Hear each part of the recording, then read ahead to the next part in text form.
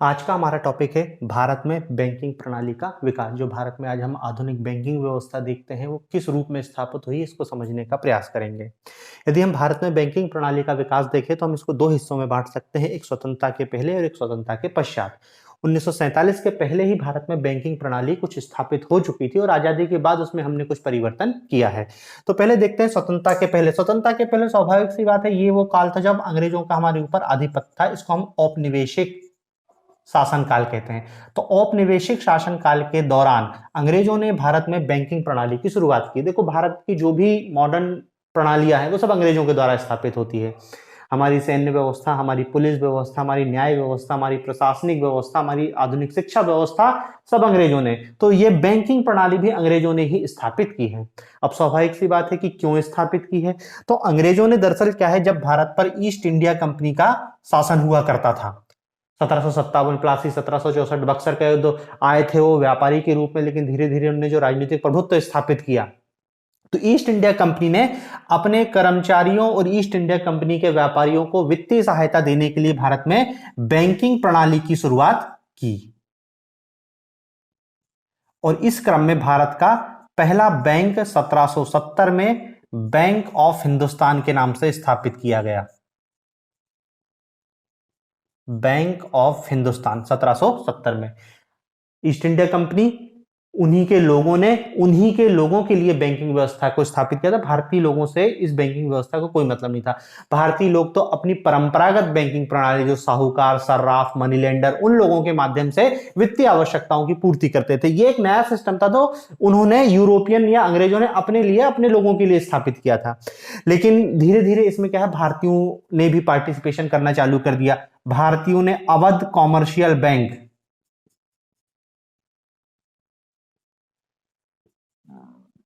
ये स्थापित होता है। ये संयुक्त पूंजी का था, पूरी तरीके से भारतीय नहीं था, लेकिन भारतीय इसकी हिस्सेदारी इसमें थी। भारतीयों के द्वारा स्थापित पहला बैंक 1894 में पंजाब नेशनल बैंक होता था। ये पूर्ण रूप से पहला भारतीय बैंक था। और फिर देखते देखते एक एक करके बहुत सारे बैंकों की स्थापना हो गई। Bank of Baroda, bank of India, bank of Saurashtra, bank of Maharashtra, बहुत सारे बैंक भारत में स्थापित हो गए और ये बैंकिंग प्रणाली भारत में विकसित होते जाती है।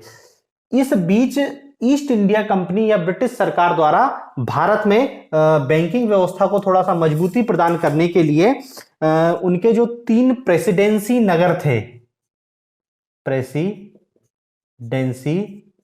नगर, उनके 3 प्रेसिडेंसी नगर थे, बंबई, कलकत्ता मतलब बंगाल, और मद्रास। तीनों प्रेसिडेंसी नगर बंबई, कलकत्ता और मद्रास में इन्होंने क्या है, एक एक प्रेसिडेंसी बैंकों की स्थापना की। ये तीनों ही bank, bank of Bengal, bank of Bombay और bank of Madras. Bank of Bengal सबसे 1806 वाला था, 1806। बैंक ऑफ बॉम्बे 1840 और बैंक ऑफ मद्रास 1842। ये तीनों बैंक उनके बड़े प्रेसिडेंसी नगरों में स्थापित किए गए। Bank of Bambai, bank of Bengal और bank of Madras, 3 presidency bank स्थापित किए गए। और भारतीय लोग भी फिर यहां पर अपना बैंक स्थापित करते हैं और भारत में 19वीं शताब्दी आते आते तक भारत में बहुत सारे बैंकों की स्थापना हो जाती है। 1900 के बाद लगभग 1920 के आसपास भारत में बैंकों की संख्या 600 के आसपास थी। 600 के आसपास, आज नहीं है भारत में 600 के आसपास बैंक। यदि अपन कॉमर्शियल बैंकों की बात करें तो उस समय लगभग 600 के आसपास बैंकों की स्थापना हो गई थी। मतलब भारत में बड़े पैमाने पर बैंकों की स्थापना की गई। जब ये पूरी बैंकिंग प्रणाली इतनी तेजी से विकसित हो रही थी भारत में, अंग्रेजी साम्राज्य ने इस समय तक भारतीय बैंकिंग प्रणाली को कंट्रोल या रेगुलेट करने के लिए कोई अलग से व्यवस्था नहीं स्थापित की गई थी। बस एक रजिस्ट्रेशन कराना होता था और कोई भी बैंक की स्थापना कर लेता था। तो ये स्थिति हो गई थी, भारत में गली गली बैंक खुल गए। मतलब जितने भी बड़े शहर थे लगभग लगभग सब जगह बैंकों की स्थापना हो गई थी। अब कोई रूल्स एंड रेगुलेशन ना होने के कारण क्या है, ये बैंकिंग व्यवस्था में बहुत सारी विसंगतियां थी। सब अपने अपने हिसाब से चला रहे थे, कोई ऐसा राष्ट्रीयकृत कानून जैसी कोई व्यवस्था नहीं थी। इतने सारे बैंक थे, सब अपनी मनमर्जी से चल रहे थे। इसी दौरान पूरी दुनिया में 1930 में वैश्विक मंदी आती है। वैश्विक मंदी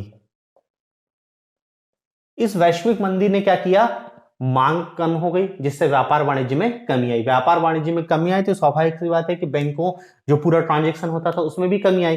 तो ये जो वैश्विक मंदी से क्या है, भारतीय बैंकिंग व्यवस्था बुरी तरीके से प्रभावित हुई और भारतीय जो बैंक हैं बड़े पैमाने पर कोलैप्स होना चालू हो गए, बैंक डिफॉल्ट होना चालू हो गए, बंद हो गए, लोगों की जमा पूंजी डूबना चालू हो गई। ये पूरा भारतीय बैंकिंग एक संकट का दौर था, 1930 की मंदी।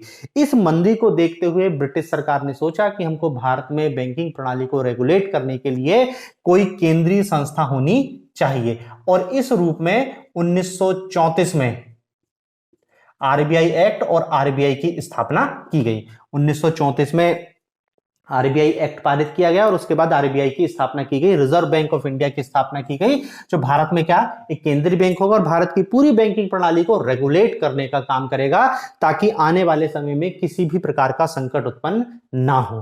ठीक है ना। तो ये एक व्यवस्था स्थापित हुई थी 1934 और 1947 तक।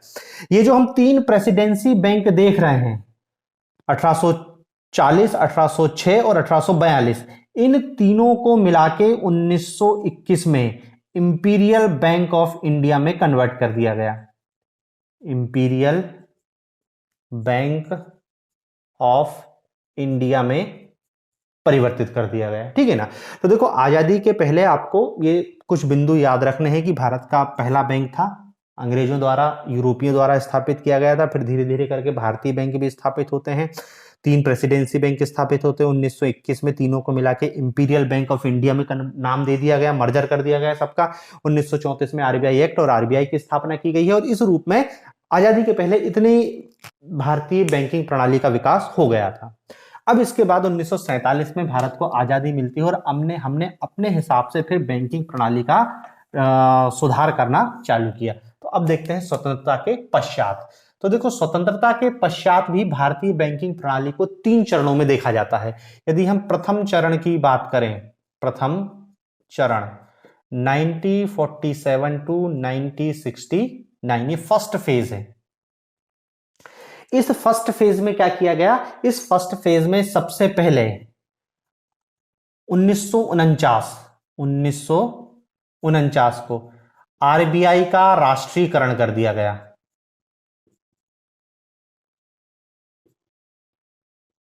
आरबीआई का राष्ट्रीयकरण कर दिया गया। रिजर्व बैंक ऑफ इंडिया को सरकारी बैंक, मतलब सरकार ने अपने कब्जे में ले लिया आरबीआई को, पहला काम किया गया।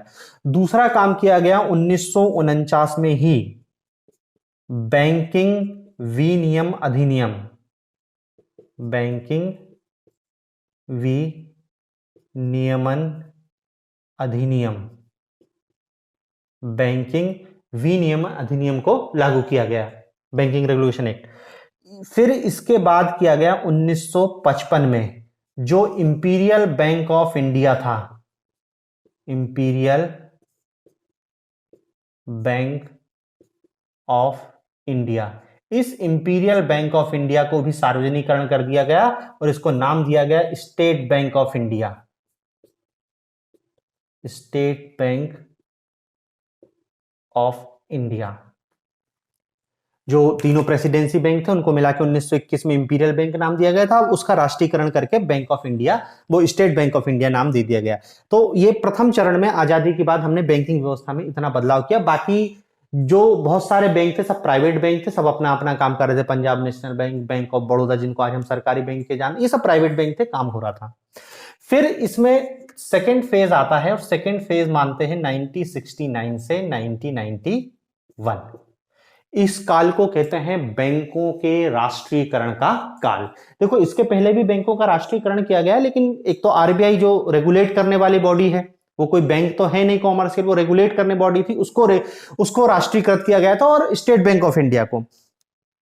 लेकिन 1969 में भारत के 14 बड़े बैंकों को, 14 बैंकों का राष्ट्रीयकरण कर दिया गया। भारत के 14 बड़े बैंकों जिनकी जमा पूंजी 50 करोड़ रुपए से अधिक थी, उन सबको सरकारी में कन्वर्ट कर दिया गया, 14 बैंकों को। फिर 1980 में 6 बैंकों जिनकी जमा पूंजी 200 करोड़ रुपए से अधिक थी, उन सबको राष्ट्रीयकृत कर दिया गया।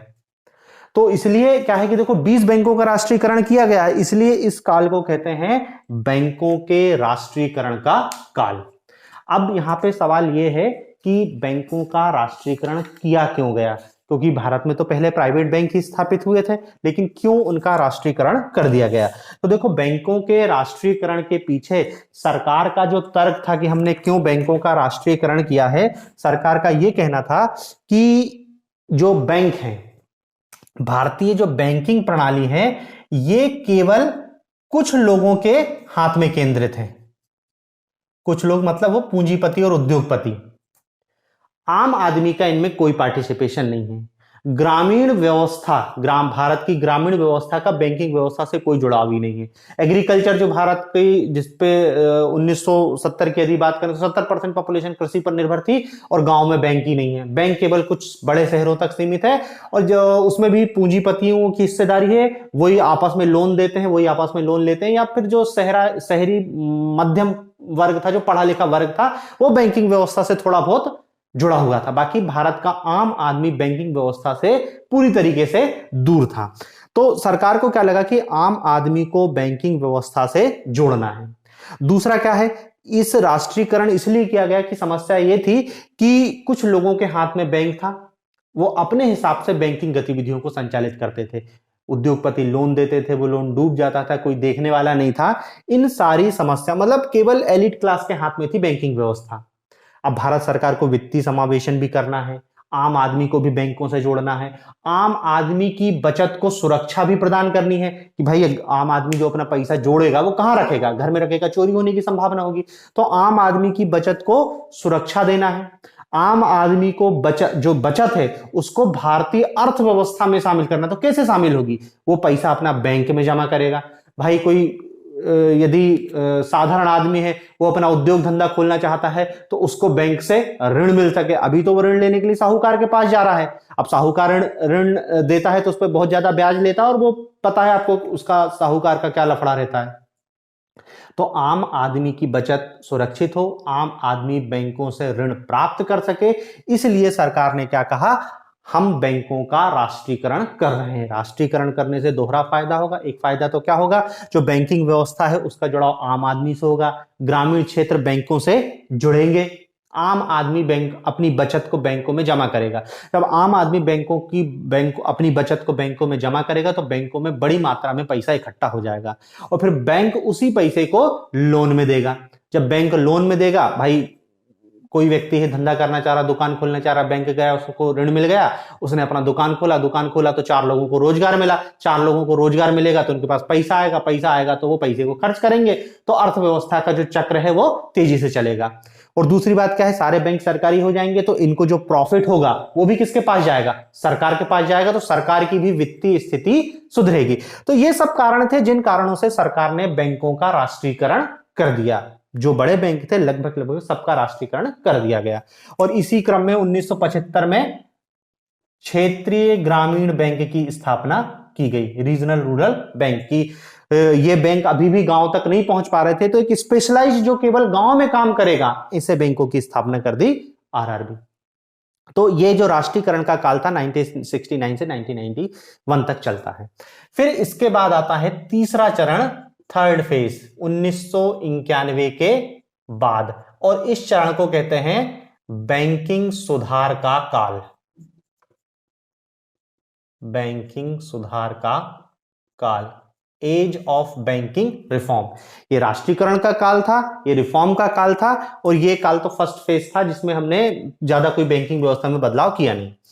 अब देखो 1969 से 1991 तक बैंकों के राष्ट्रीयकरण पर ध्यान दिया गया।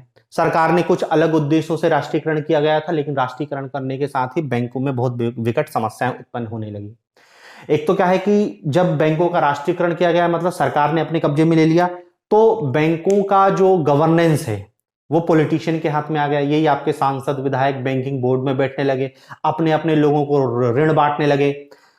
बैंक, उनने कहा कि चुनाव आ रहे हैं तो लोगों को नौकरी दे रहे हैं, तो मंत्री ने लिख दिया कि इतने लोगों को बैंक में नौकरी दे दो, क्योंकि उसको अपने क्षेत्र में जाकर चुनाव भी जीतना है। तो ओवर स्टाफ की समस्या हो गई, बैंक में जरूरत से ज्यादा लोगों की भर्ती कर दी गई, वो काम करने को तैयार नहीं, स्टाफ यूनियन का लफड़ा हो गया। फिर उन्होंने कहा कि बैंक ब्याज दे रहा है, चुनाव आ रहा है तो लोन माफ कर दो, बहुत सारी समस्याएं उत्पन्न हो गई। इन समस्याओं से क्या है, भारतीय बैंकिंग प्रणाली में संकट उत्पन्न हो गया, भारत के बैंक डूबने की स्थिति में आ गए, ये स्थिति हो गई। तब जाके 1991 का काल तो भारत में वैसे भी आप जानते हो उदारीकरण, एलपीजी रिफॉर्म का काल है, भारतीय अर्थव्यवस्था में रिफॉर्म किया गया। उसी रिफॉर्म के क्रम में भारतीय बैंकिंग व्यवस्था में भी रिफॉर्म किया गया।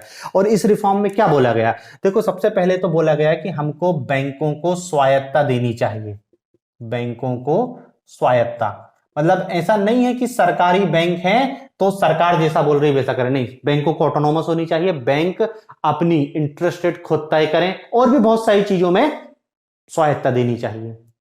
दूसरी बात इस चरण में क्या बोली गई, इस चरण में बोला गया कि भारत में जो बैंकिंग व्यवस्था है उसमें कुछ बैंकों को यूनिवर्सल बैंकिंग की अनुमति दी जानी चाहिए। यूनिवर्सल बैंकिंग मतलब क्या है कि बैंकिंग में केवल बैंकों को बैंकिंग तक सीमित रखो, उनसे बीमा भी करवाओ, उनसे म्यूचुअल फंड भी करो, और भी बहुत सारे जो भी चीज हो सकता है वो बैंक, तो एक बैंक यूनिवर्सल बैंकिंग सब चीज करेगा बैंक, सिर्फ ऐसा नहीं कि चालू खाता, बचत खाता और ऋण दे रहा है, वो इंश्योरेंस का काम भी करेगा और भी अन्य काम करेगा, तो यूनिवर्सल बैंकिंग। तीसरा फिर क्या है, इस चरण में विभेदीकृत बैंकिंग की भी शुरुआत की गई। विभेदीकृत बैंकिंग का मतलब क्या है, स्पेशल बैंक, जैसे यहां पे आरआरबी खुला था ना, क्षेत्रीय ग्रामीण बैंक, इसी टाइप से यहां पर लोकल एरिया बैंक आ जाएंगे, पेमेंट बैंक आ जाएंगे, और भी बहुत सारे अभी अपन देख रहे हैं लगातार छोटे छोटे कितने सारे बैंक खुल रहे हैं, कभी किसी को पेमेंट बैंक कह दे रहे हैं, किसी को लोकल एरिया बैंक कह दे रहे हैं, अलग अलग बैंकों की स्थापना की गई, तो विभेदीकृत बैंकों की स्थापना की गई। दूसरा इस चरण में बोला गया कि निजी बैंकों को स्थापित किया जाए, प्राइवेट सेक्टर, अभी तक देखो कोई प्राइवेट सेक्टर के बैंक नहीं थे, जो थे सबका सरकारीकरण कर दिया गया। इस चरण में बोल दिया गया नहीं नहीं, निजी क्षेत्र के बैंकों को अनुमति दी जाए और विदेशी बैंकों को भी अनुमति दी जानी चाहिए, विदेशी बैंकों को भी अनुमति दी जानी चाहिए। तो 1991 के बाद जो रिफॉर्म का काल चालू हुआ वो आज तक चालू है, और आज भी उसमें कोई ऐसा नहीं है बदलाव किया गया है। अब हम वर्तमान में क्या देखते हैं कि सरकार ने सार्वजनिक क्षेत्र के बैंकों की संख्या को सीमित कर दिया है, वो मर्जर और एक्विजिशन, दो बैंकों को मिला के एक बैंक में कन्वर्ट कर दिया है। और देखो सरकार का तो कहना है कि अभी हम पहले उन्होंने कहा कि 4-5 बैंक रखेंगे, अंत में केवल हमको एक बैंक रखना है, भारतीय स्टेट बैंक, बाकी सारे बैंकों का हम प्राइवेटाइजेशन कर देंगे। तो धीरे धीरे हम उसी तरफ बढ़ रहे हैं। तो सरकार ने क्या है, धीरे धीरे बैंकों के विलय अधिकरण, सरकार ने बोला है कि मजबूत बैंक को विलय किया जाए